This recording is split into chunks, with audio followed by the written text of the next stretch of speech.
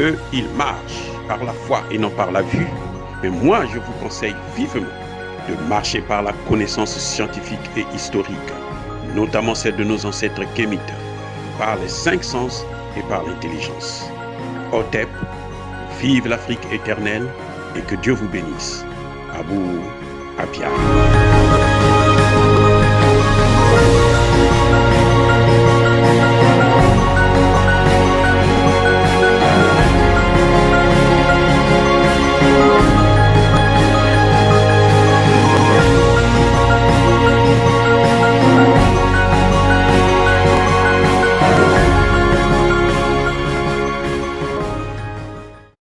Hotep à tous, bienvenue sur la chaîne des panafricanistes par essence, par conviction et par excellence.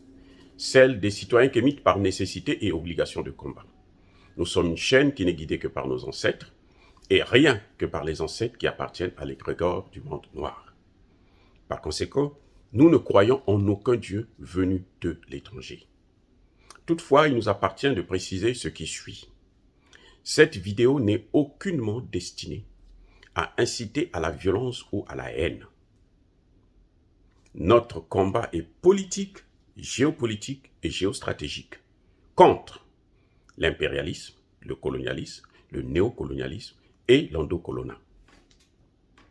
Il s'agit pour nous, dans un langage approprié, de lutter en faveur de la souveraineté, la dignité et l'unité de l'Afrique. Et c'est ça, exactement, le panafricanisme. Ceci dit, nous allons vous parler de l'interview de Macky Sall en tant que président de l'Union africaine. Macky Sall a parlé hier de son programme. Il a donné 2 grandes priorités, et c'est de ça que nous allons parler. La stabilité et la lutte contre les coups d'État. Et d'autre part, le financement du développement. Le financement du développement. Monsieur Macky Sall, quand il parle, on va d'abord parler du financement du développement, on va commencer par la fin. Quand il vous parle du financement du développement, vous savez de quoi il s'agit? Il s'agit de l'aide au développement. Il croit développer l'Afrique avec l'aide des pays étrangers, avec l'aide de ceux-là même qui pillent l'Afrique. C'est-à-dire que j'ai pitié de l'Union africaine. C'est malheureux qu'on soit dans une incompréhension dont, vous savez, c'est trop, c'est exagéré. On a l'impression que nos dirigeants sont des simples flatteurs qu'on a posés là. Quand ils vont demander l'aide, je vous l'ai déjà dit à plusieurs reprises, n'est jamais politiquement neutre. On vous donne l'aide, vous recevez à la main gauche, et vous donnez à la main droite. Vice-versa. Ce n'est pas gratuit, les gars. Quand M. Macky Sall fait son programme, il base tout son programme sur l'aide au développement, il se trompe.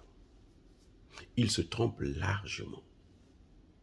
Vous ne pouvez pas demander à ceux qui sont en train de détruire l'Afrique, déstabiliser l'Afrique, on va revenir là-dessus, qu'ils puissent vous faire des concessions, qu'ils puissent vous faire un cadeau. Non, dans ce domaine-là, on ne croit pas au Père Noël. Le président Macky Sall compte énormément sur le fameux New Deal que Emmanuel Macron est en train d'inventer avec les Européens. En mai dernier, 2021, ils étaient déjà partis en France. On leur avait promis de l'argent. Cet argent n'est jamais venu. Même la France, l'organisateur de ce sommet, n'avait jamais donné un seul franc aux États africains pour se développer. Emmanuel Macron a dit qu'il va mettre une enveloppe de 30 millions d'euros dans les mains des jeunes qu'il a reçus à Montpellier, et ça n'a jamais existé. La France n'a pas d'amis, elle n'a que des intérêts. Donc quand elle organise un tel sommet, c'est pour voir avec les Africains, les Européens, comment ils vont se partager encore l'Afrique avec l'aval des chefs d'État africains, pas des populations africaines, parce que ces chefs d'État aujourd'hui ont perdu le contrôle de leur population. Ils sont déconnectés des populations, en tout cas pour la plupart. Vous ne pouvez pas demander à votre bourreau, celui qui est venu vous voler dans votre maison, que non, par pitié, donne-moi encore un peu d'argent, comme ça, je veux reconstruire ma maison. Je veux rééquiper ma maison, comme ça tu pourras encore revenir voler. C'est pas possible, les gars. Macky Sall se trompe largement. Il dit qu'ils ont bien préparé le sommet. Déjà, le sommet Afrique-France, ce sont eux qui ont besoin de nous. Ce sont eux qui ont besoin de nos matières premières. C'était à eux de venir en Afrique. Il ne faut pas convoquer les chefs d'État pour venir en Europe, pour leur faire des propositions. Ce sont eux qui disent que eux, sans l'Afrique, là, ils ne peuvent rien faire. Mais l'Afrique, sans l'Europe, peut avancer. On l'a vu aujourd'hui dans la sécurité. L'Afrique, sans l'Union européenne, s'en sort mieux d'ailleurs. On doit arrêter la flatterie. On doit arrêter cet esprit de main tendue. Je veux encore vous dire une chose. Que le Premier ministre malien l'a dit pour le cas du Mali. Les Western Union que les Maliens envoient au Mali est supérieur à l'aide au développement que tous les pays du monde accordent au Mali.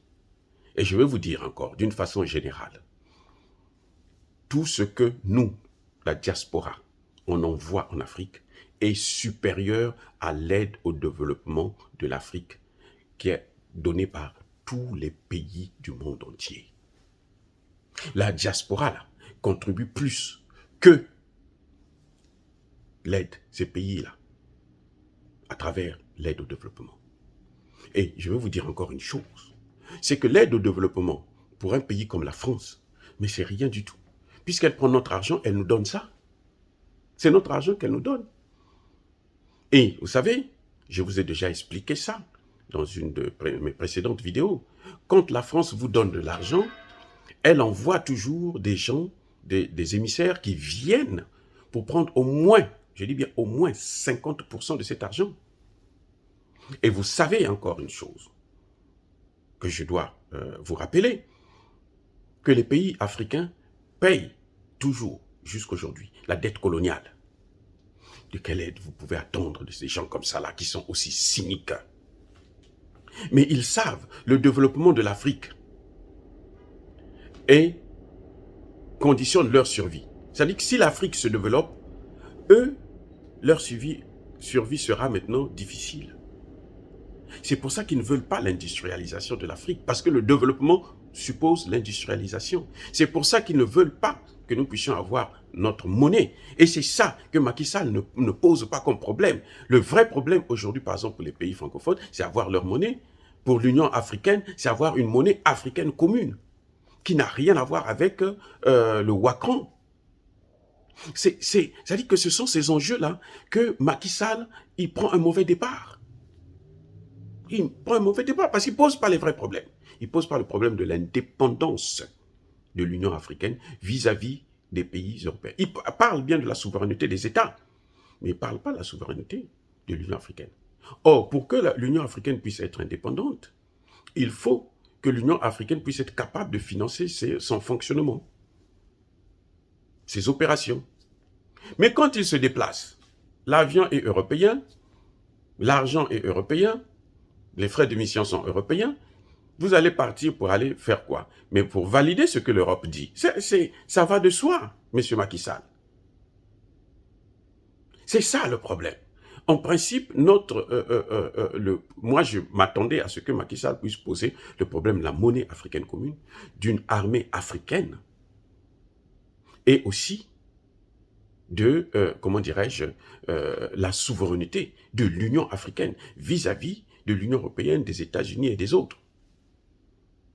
L'Union africaine est devenue un lieu où les grandes puissances viennent se disputer, se battre. Chacun veut tirer la ficelle de son côté. Il se dit, non, ça m'appartient maintenant, c'est moi qui dois commander ici. La France dit, moi j'ai 14 pays, donc moi je dois avoir une grande partie du gâteau. Non, l'Union africaine n'est pas à partager. Maintenant, revenons sur les coups d'État et la stabilité. Mais M. Macky Sall n'est pas sans savoir que l'instabilité qu'il y a aujourd'hui dans le Sahel, c'est l'œuvre de l'Union européenne, de la France et des États-Unis, notamment de la France. Parce que c'est Sarkozy qui a mobilisé la communauté internationale pour aller faire la guerre en Libye et tuer Kadhafi. C'est la France, là. Et ils savaient, écoutez-moi bien, ils étaient conscients qu'en faisant cette guerre, en déstabilisant la Libye, on va finir par déstabiliser le Sahel. Ils le savaient très très bien, puisque ce sont des chefs d'État africains, et notamment Idriss Déby Itno, qui l'avaient dit aux Européens. Que ça, ce que vous êtes en train de, ça va déstabiliser la sous-région. C'est comme aujourd'hui, ils sont en train de déstabiliser le Mali, mais regardez ce qui est en train de se passer au Sénégal, en Côte d'Ivoire. Au Sénégal, il y a plus de 10 000 personnes qui vivent des relations frontalières entre le Sénégal et le Mali, qui sont sacrifiées par la CEDEAO. C'est plus de 10 000 familles, personnes plutôt.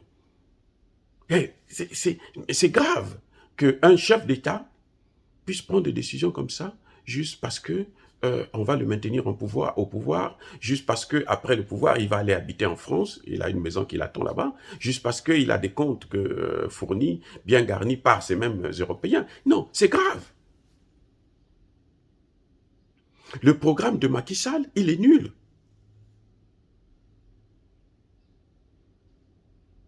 Mais maintenant, les coups d'État. Les journalistes lui posent la question, mais ces coups d'État-là sont soutenus par la population. Eh oui, ce sont des coups d'État populaires.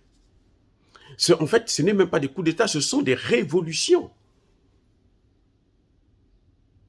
Il dit non, non, non, cette même population qui vous acclame aujourd'hui, demain, elle ne va pas vous acclamer. Mais la démocratie, c'est quoi? C'est pas demander l'avis de cette population? Parce qu'il y a un coup d'État, l'avis de cette population ne compte plus. C'est l'avis de chef de l'État, incompétent, qui est en train de vendre le pays, qui a donné 90% de son territoire aux Occidentaux. Le cas du Mali, ou 2/3 de son territoire aux Occidentaux. Le cas du Burkina Faso. C'est ça? C'est ça que vous préférez, M. Macky Sall? À la liberté de mouvement, à la liberté. Mais laissez-nous, que les Européens nous laissent avec notre misère, en fin de compte. C'est nettement mieux. Puisqu'ils sont venus pour nous sauver, ils aggravent la situation. Ils n'ont qu'à partir, qu'ils nous laissent se battre avec. Quand il parle il dit que non, il ne faut pas s'occuper des populations qui soutiennent ces populations, il veut dire que le peuple se trompe. Le peuple ment. Attendez, mais ça dit que Macky Sall ne connaît même pas ce que c'est que la démocratie, en fin de compte. Parce que la démocratie, c'est ce peuple-là qui vote. Je parie aujourd'hui que s'il y a élection au Mali et que Assimi Goïta se présente, il gagnera cette élection dès le premier tour, avec un score alors qui défie toutes les concurrences. Eh oui, il devrait battre les records dans son succès. Ce n'est pas, on ne peut pas négliger la position de la population dans ce cadre-là, lorsqu'il y a des coups d'État, parce que cette même population, c'est celle qui est appelée à voter. Et il est en contradiction avec lui-même, l'Union européenne est en contradiction avec elle-même. La CEDEAO est en contradiction avec elle-même si elle ne tient pas compte de la position des populations. Que pensent les populations?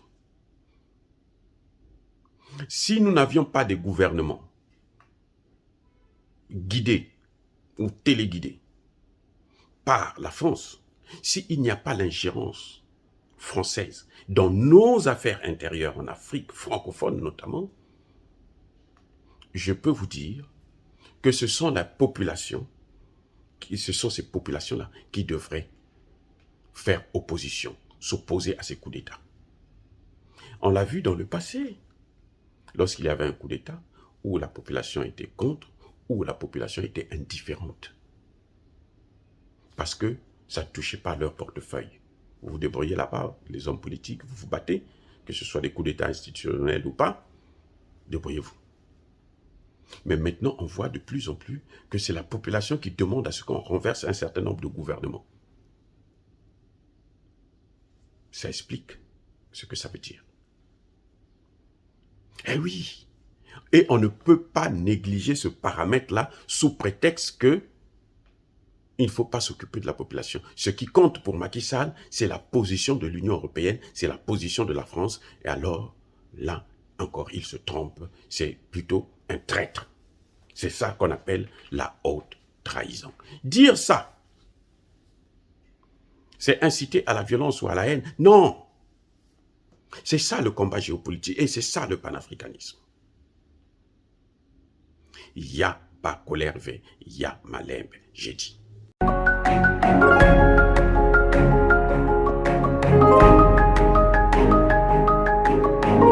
Otep, bien-aimés frères et sœurs, vous connaîtrez la vérité et la vérité vous affranchira. Ça, c'est pas moi qui le dis, c'est la Bible qui le dit.